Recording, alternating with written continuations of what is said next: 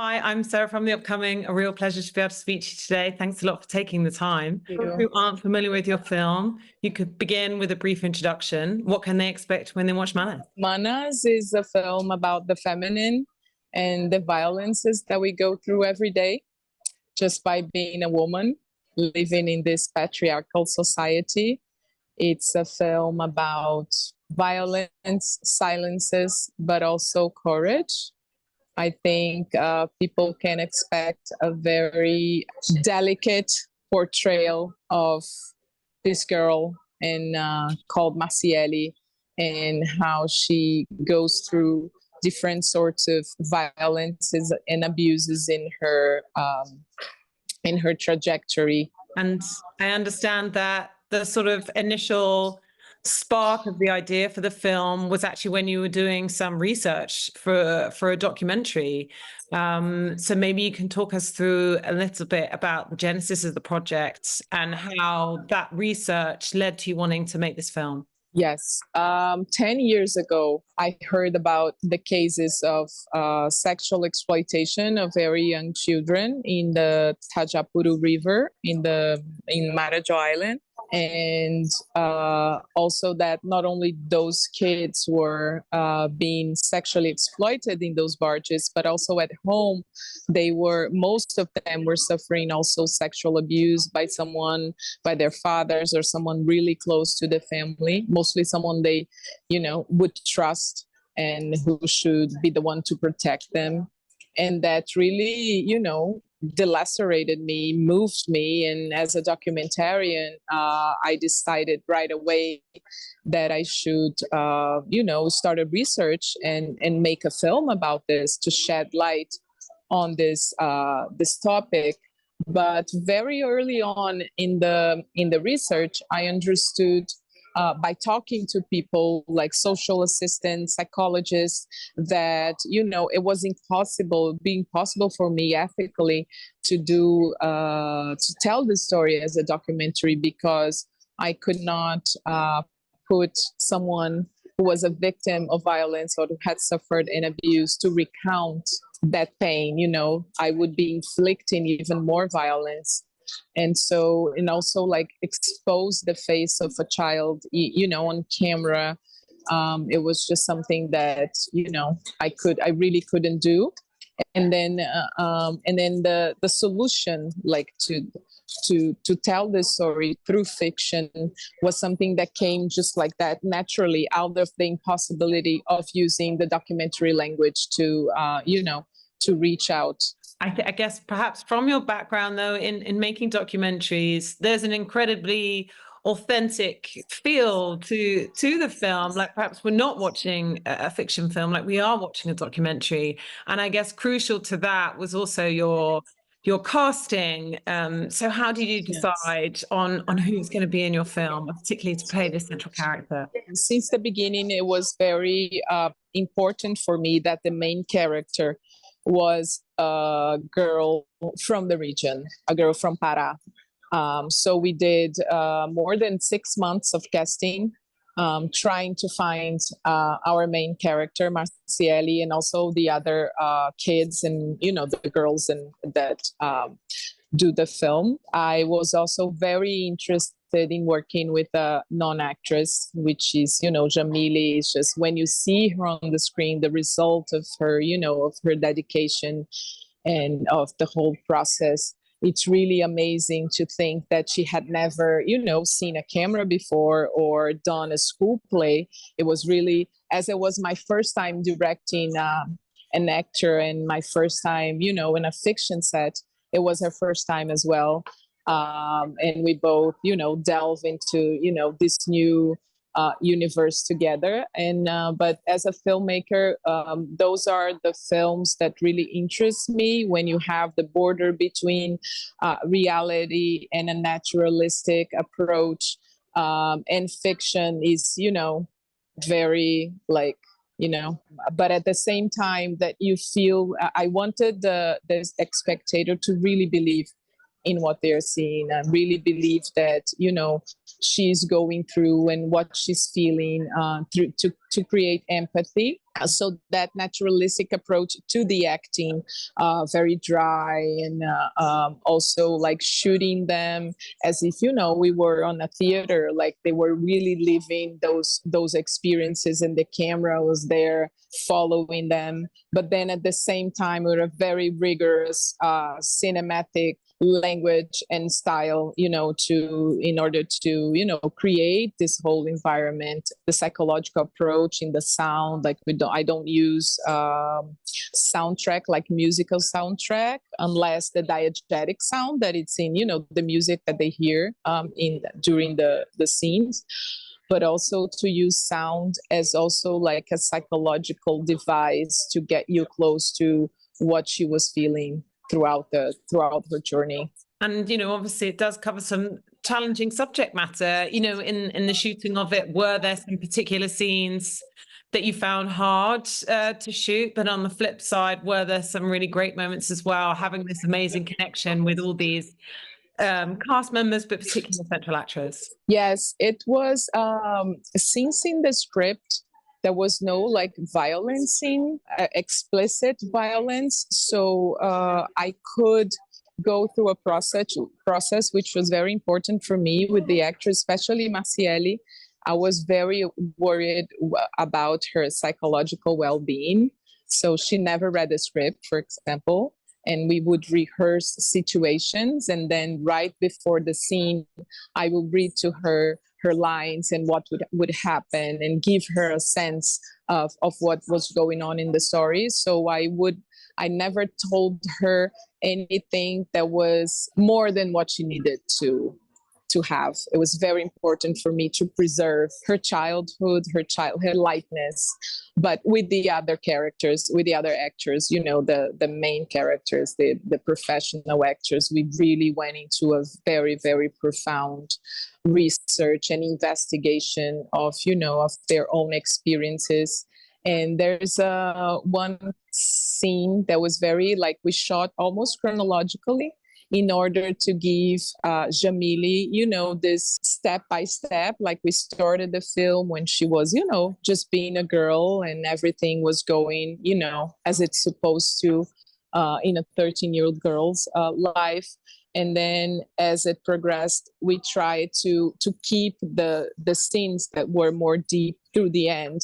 But there was one scene that was very, very hard, was the scene when she's grounded by her father, when she comes back from the boat, and that he really, you know, asked her she's drunk. So that was a very powerful scene.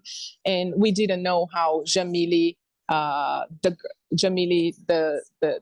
actress, the girl turning actress, how she would respond to that. It was the first time that she would see Romulo Braga, the actor, and also, you know, Marcílio, you know, doing a scene that was the only scene in the film actually that you have like more of like literal physical violence. And we put that sort of like in the middle of the shooting plan, so that all scenes afterwards would be scenes that were more deep. And we were all the crew like really protecting and, you know, really aware of how she would respond. And then the take that it's in the film, it's the first take that we shot. And you know that when she's like screaming, and when I said cut, I just rushed into the little bathroom and I said, you know, that's the only take we're gonna do. I'm not gonna, you know, put her through this experience again. And then when she came out, she was like cleaning her tears and smiling. And I was like, Jamile, are you okay? And she was like, yeah, I'm fine. I'm great. And I said, are you okay? Can you do another take? And she was like, as many as you want. So at that point, she really, like, it was like her turning point. Like she really felt as an actress, she really understood the difference, you know, of, you know, just pretending and, you know, using her work and putting everything that she had learned, the techniques that she had learned into a scene, and like really pretending that she was, you know, that she was crying and not mixing with, you know, something that could be mixing with like reality. And so it's one of her favorite scenes too. when I asked her, it was her favorite scene in the film to shoot. So that was really beautiful. Yeah. And in terms of, the impact you hope the film will have, I guess on the one hand, it's throwing a spotlight on this very particular setting. And, like you said, these women's stories that wouldn't have been given a voice before.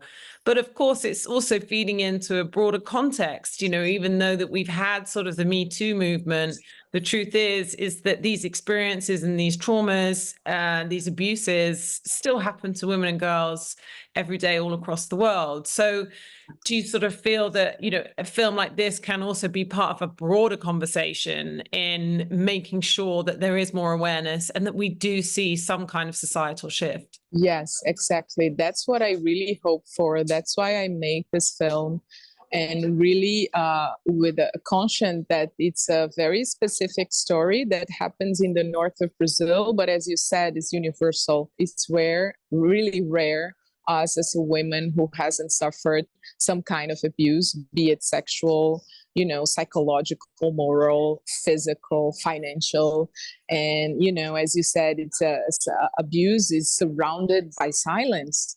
And I hope that this film will help us talk about it, bring conversation, bring awareness, and shed light and break the silence. And I think moreover, the taboo, because it's really hard. I mean, anyone who has gone through a violence, it's really hard for us sometimes even to understand that what someone is doing to us is wrong and it's violent and it's abuse. And once you understand that, sometimes we feel guilty, we are scared, we are ashamed, and we're not supposed to feel that way, right? But we are also supposed to have a net, like a safe environment where we can go through and where we can talk about it. Because I mean, the reality of most of us women is that when you say you suffered a violence, usually you get threats, right? Especially if that abuser is someone really close to you, someone that is powerful,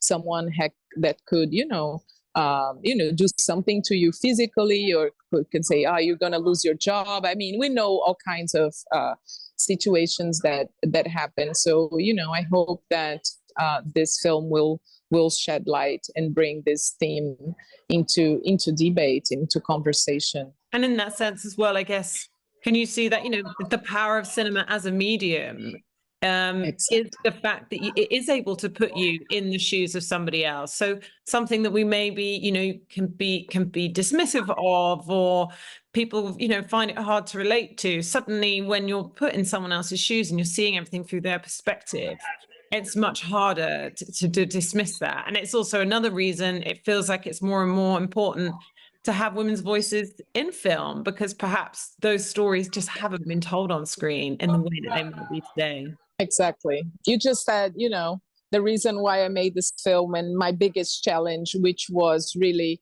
to create empathy on the viewer and to be able to, through the story and how I constructed the character in the story, to be able to put you in Marciele's shoes, make you feel how she feels, like almost like getting in her soul, because that's how I think you get empathy, because it's really hard for us to dismiss something that it happened with someone else where we don't feel what the other person is feeling. So especially in situations of abuse and the stories told by the male gaze, that we are not really allowed to have our voices. And I think the choice of not showing violence, not showing the abuse, not sexualizing this girl's body is really from the perspective of a woman doing that. And I think that's very powerful. And that's what I believe, just what you said, like the power of cinema to really engage us and allow us to go through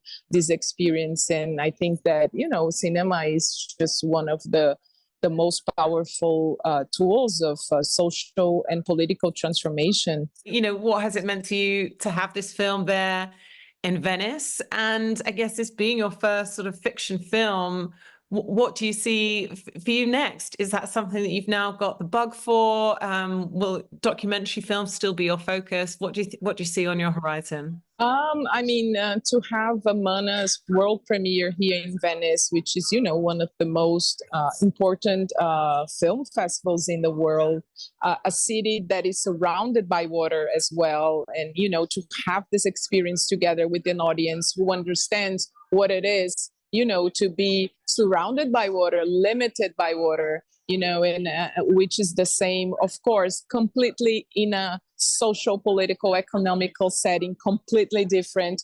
But then that feeling of being, you know, surrounded by water is something that it's very powerful.